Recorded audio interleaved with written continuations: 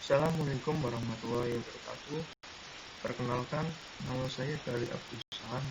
Saya di sini akan menjelaskan tentang implementasi 3 pilar konservasi. Yang pertama, apa itu konservasi?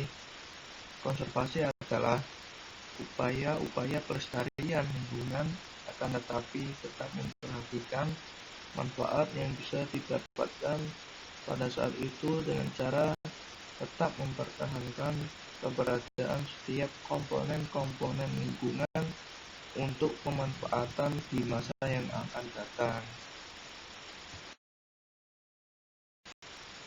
Tujuan dan manfaat konservasi itu apa ya?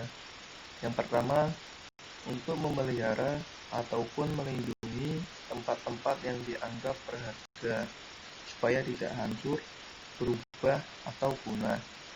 Yang kedua, untuk melindungi kekayaan ekosistem alam dan memelihara proses-proses ekologi maupun keseimbangan ekosistem secara berkelanjutan. Yang ketiga, untuk melindungi sesuatu baik itu bangunan ataupun tempat yang memiliki nilai dan keindahan agar tidak hancur atau rusak. Dan yang terakhir, untuk menjaga kualitas lingkungan supaya tetap terjaga dan lestari. Implementasi pendidikan konservasi nilai dan karakter. Nilai merupakan sesuatu yang menarik, sesuatu yang menyenangkan, sesuatu yang disenangi, dan sesuatu yang diinginkan. Sedangkan karakter, sesuatu yang dapat didekatkan dengan nilai moral, itu bisa disebut karakter. Karakter adalah watak, tabiat, akhlak, atau kepribadian seseorang yang terbentuk dari hasil internalisasi berbagai kebajikan yang diyakini dan digunakan sebagai landasan untuk cara pandang, berpikir, bersikap, dan bertindak. Berkarakter berarti mempunyai tabiat, akhlak, atau kepribadian. Sebagai contohnya yaitu pada gambar pertama, itu masyarakat sedang melakukan kerja bakti atau gotong royong untuk membersihkan lingkungan di desanya. Dan yang gambar yang kedua yaitu sekumpulan masyarakat yang sedang membagikan sembako kepada sesama, yaitu merupakan nilai dan karakter di dalam implementasi konservasi tersebut.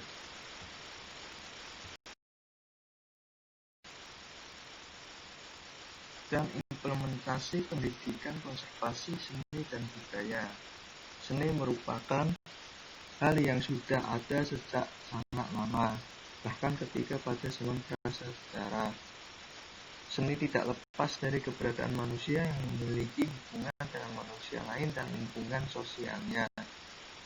Manusia tidak sekadar membutuhkan kebutuhan primer untuk hidup, tetapi membutuhkan hal lain untuk mendapatkan kebahagiaan. Hal inilah yang membuat manusia membutuhkan suatu hal yang jika ditelaah secara sederhana bisa disebut sebagai keindahan.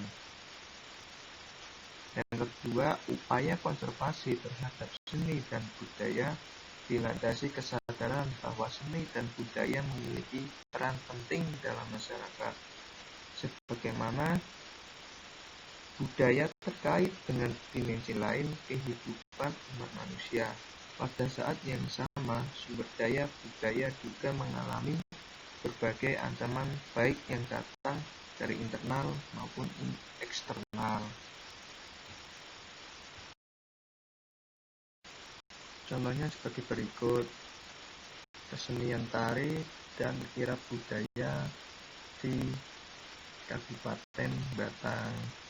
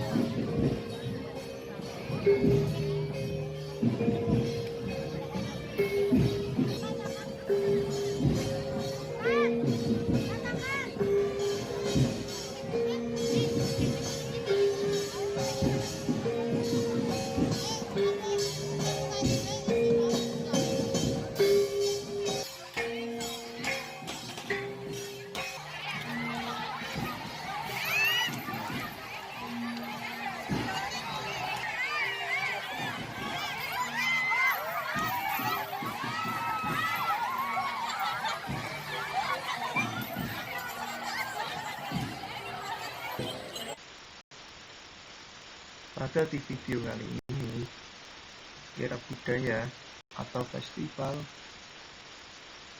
atau karnaval adalah berjalan bersama-sama atau beriringan secara teratur dan berurutan dari depan sampai ke belakang dalam suatu rangkaian acara, semisal upacara adat, keagamaan, dan lain-lain. Kirab budaya biasanya dibagi dalam beberapa kelompok yang menempuh rute dari suatu tempat ke pusat pemerintahan atau alun-alun. Menjelang hari jadi Kabupaten Batang dan sebagai tanda melestarikan budaya luhur.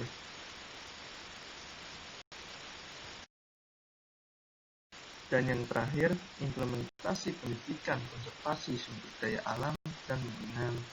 Sumber daya alam ini merupakan modal utama dan fundamental untuk pelaksanaan aktivitas pembangunan yang secara umum bertujuan untuk meningkatkan pertumbuhan ekonomi bagi kesejahteraan masyarakat. Sumber daya alam yang dieksploitasi akan mengalami penyusutan dan akan menimbulkan dampak terhadap lingkungannya. Sementara itu, dampak yang ditimbulkan akibat eksploitasi sumber daya alam terhadap lingkungannya bisa bersifat menguntungkan maupun merugikan, atau menurunkan kualitas dan bersifat langsung atau tidak langsung.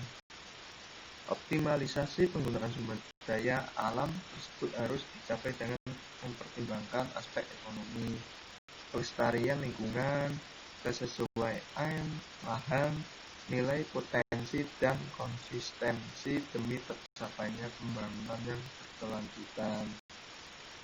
Untuk itu, diperlukan adanya informasi yang berkesinambungan dan lengkap mengenai potensi, lokasi, sebaran, waktu, dan pendayagunaan lingkungan.